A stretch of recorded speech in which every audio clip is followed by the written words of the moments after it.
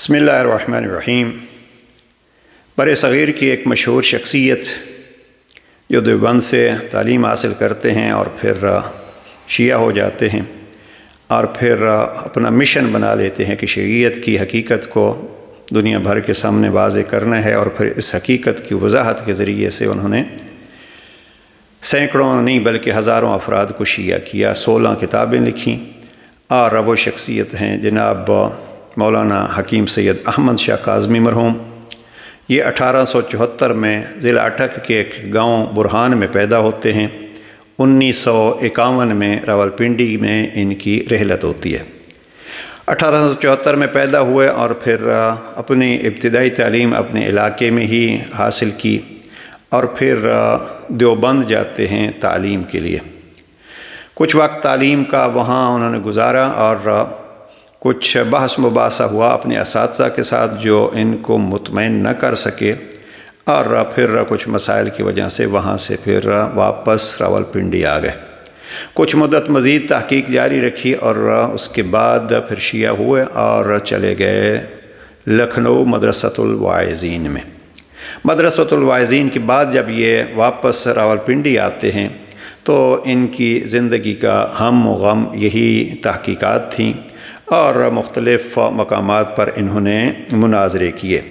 البتہ ان کا پہلا اور مشہور مناظرہ جو ہوا اہل حدیث کے اس دور کے سربراہ جناب مولانا ثناء اللہ امرتسری کے ساتھ ہوا۔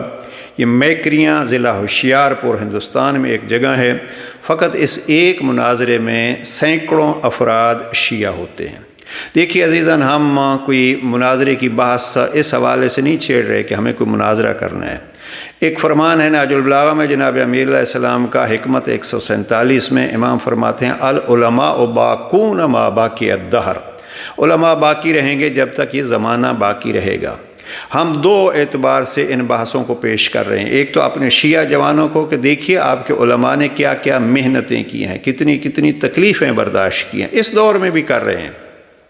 میں اپنے دور کے ایک بہترین محقق اور مناظر کو جانتا ہوں کہ کہیں کتابیں لینے پتہ نہیں وہ افغانستان کی بارڈر تک گئے، اور پھر ان کے واپسی پہ جس ویگن پہ وہ تھے اس کو ایکسیڈنٹ ہوتا ہے، کتابیں ان کی کوئی 3 کارٹن تھے چھت پہ، اور پھر وہ کارٹن سر پہ اٹھائے ہوئے اپنی ان کتابوں کو محفوظ کر رہے ہیں۔ ایسے وہ محققین اس دور میں بھی موجود ہیں، آج بھی ان سے گفتگو ہو رہی تھی۔ ابھی یہی جناب حکیم سید احمد شاہ کاظمی کی 16 کتابیں ہیں، اور ان 16 کتابوں میں سے وہ فرما رہے تھے کہ میرے پاس 13 کتابیں موجود ہیں۔ یعنی یہ خزانوں کو محفوظ کرنا، شیعہ جوانوں سے میں یہ گزارش کر رہا ہوں کہ آپ اپنے خزانوں کو محفوظ کیجئے اور پھر ان سے استفادہ کیجئے اور سخی بن کے ان کو آگے تقسیم کیجئے۔ اور دوسرا پہلو یہ ہوتا ہے کہ بعض افراد جیسے مثلا باباؤں کے بڑے مخالف افراد حقیقت میں بابوں سے ہی کچھ اعتراضات اور الزامات لے لیتے ہیں، ان کو اپنے الفاظ میں دہراتے ہیں اور سمجھتے ہیں ہم بڑے محقق ہو گئے۔ تحقیق کیجئے، جب تحقیق کی طرف کوئی آئے گا تو اس کے سامنے حقائق سامنے آئیں گے۔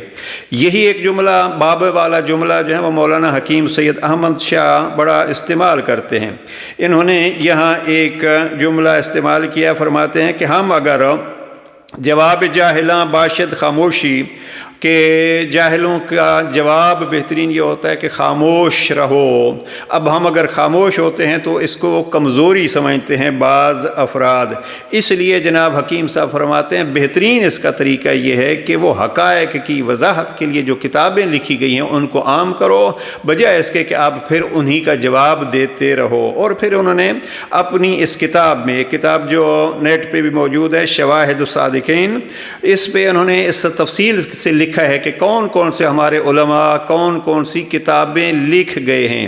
البتہ ایک چیز انہوں نے بڑی خوبصورت انداز میں لکھی ہے کہ ہمارے جو علماء کتابیں لکھتے رہے ہیں وہ دوسروں کے اعتراضات کے جوابات لکھتے رہے ہیں، اپنے دفاع میں لکھتے رہے ہیں۔ کسی کو ایسے نہیں ہے کہ ہمیں خواہ مخواہ جو ہے وہ ان کو چھیڑنا ہے یا ان کو تنگ کرنا ہے۔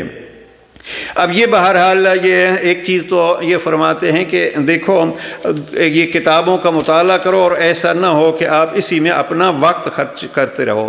دوسری چیز جو مجھے اچھی ان کی لگی وہ فرماتے ہیں کہ یہ شیعہ سنی کے اختلافات آئے دن بعض بابا لوگ، یہ انہوں نے اپنی کتاب شواہد الصادقین میں استعمال کیا ہے، بابا لوگوں کو لیے بہترین جواب ہے کہ بعض بابا لوگ جن کا ذریعہ معیشت ہی شیعہ سنیوں کو لڑا کر ان کا تماشا دیکھنا ہے۔ دیکھیے جوانوں سے گزارش ہے کہ آج بھی بابا لوگ جو ہیں وہ اپنی روزی رزق کے لیے معیشت ہی ان کی قسم ہوتی ہے، شیعہ سنیوں کو لڑاؤ، پھر ان کا جھگڑا دیکھو اور خود اس سے پیسے کماؤ۔ اب یہ انہوں نے اس کو واضح کیا ہے۔ تو بہرحال عرض کرنے کا مقصد یہ ہے کہ بہت سارے لوگ، ایک جملہ انہی کا نقل کر دوں، فرماتے ہیں کہ بہت سارے افراد، بہت سارے بابا عبارتوں کو چرا کر نئے ڈھانچے میں ڈھال کر پبلک میں پیش کرتے ہیں، اور یہ ایمانداری نہیں ہے۔ جو اعتراضات آپ نے کیے ان کا جی بھر کے آپ کو جواب ملا ہے، تو پھر اس پہ اکتفا کیجئے، یا تو اس سے آگے بات بڑھائیے، کوئی آپ کے پاس دلیل ہے، نہیں تو پھر اس پہ اکتفا کیجئے۔ اور ایک چیز انہوں نے اور اضافہ کیا، اور وہ قرآن مجید کی آیت کو پیش کیا کہ جب جناب شعیب کے سامنے قوم دلیل دینے سے عاجز آ گئی تو وہاں کہنے لگی لَنُخْرِجَنَّكَ یا شعیب، کہ اے شعیب ہم آپ کو اس گاؤں سے، اس شہر سے نکال دیں گے۔ تو حکیم صاحب فرماتے ہیں کہ بعض اوقات آپ کو یہ بھی دیکھنے میں ملے گا کہ جب کسی کو نکالا جا رہا ہے تو حقیقت میں کسی کے ساتھ زیادتی کرنا، کسی پہ سختی کرنا، کسی کو اپنے گاؤں سے نکال دینا، وہ ہمارے ہاں جو کہتے ہیں حقہ پانی بند کرنا، یہ حقیقت میں دلیل نہ ہونے کی نشانی ہے۔ ہم خود اس کے بہت سارے شواہد رکھتے ہیں کہ جب دلیل نہ ہو تو پھر یہ ساری زیادتیاں ہوتی ہیں۔ بہرحال میں اس سے زیادہ زحمت نہ دوں۔ انہوں نے نہج البلاغہ کے خط نمبر 25 کا بھی حوالہ دیا ہے کہ جب جناب امیر المؤمنین وہاں کسی کو زکوٰۃ کے لیے بھیجتے ہیں تو امام فرماتے ہیں خبردار اس کے ساتھ کوئی ذرا زیادتی نہ ہو۔ اور پھر انہوں نے لکھا ہے کہ علی کا طریقہ کار کیا تھا، اور پھر جب پیغمبر اکرم کے بعد کچھ لوگوں نے زکوٰۃ کا انکار کیا ہے تو ان کے ساتھ کیا برتاؤ کیا گیا تھا۔ اس لیے جس کے پاس دلیل ہوتی ہے وہ زبردستی نہیں منواتا، وہ اپنے دلیل سے ہی منواتا ہے۔ اور انہوں نے یہ خط نقل کیا ہے ربیع الابرار زمخشری کی کتاب باب 52 میں، نہج البلاغہ کا خط نمبر 25 زمخشری نے نقل کیا ہے، اور پھر کچھ اس نے خود اپنے حوالے دیے ہیں۔ اور اس کا خلاصہ یہ ہے کہ پھر یہ دین میں جبر نہیں ہے، لہذا کوشش کیجئے کہ آپ کسی کو بجائے اس کے کہ جبراً کچھ منوائیے، دلیلوں سے منوائیے۔ اور میں پھر یہ عرض کروں گا کہ یہ زمانہ نہیں ہے کہ آپ جوانوں کو جھگڑا اور لڑائی میں مشغول رکھیے اور اپنی شہرت اس کے ذریعے سے حاصل کیجئے۔ دیکھیے بعض افراد کا ہوتا ہے پیسہ، بعض افراد کا ہوتا ہے کہ ہم لڑائیں گے اور لوگ ہمیں مناظروں کے لیے بلائیں گے، لوگ ہماری ویڈیوز دیکھیں گے اور ہماری شہرت ہوگی۔ شہرت بھی ایک شہوت جیسی چیز ہے، لہٰذا اس دور میں اتحاد کی ضرورت ہے۔ اپنے عقیدے کو مت چھوڑو اور دوسروں کے عقیدے کو مت چھیڑو، اس لیے کہ اگر آپ چھیڑنے پہ آ جاؤ گے تو پھر بعض اوقات جواب در جواب میں بعض توہین آمیز الفاظ بھی آ جاتے ہیں۔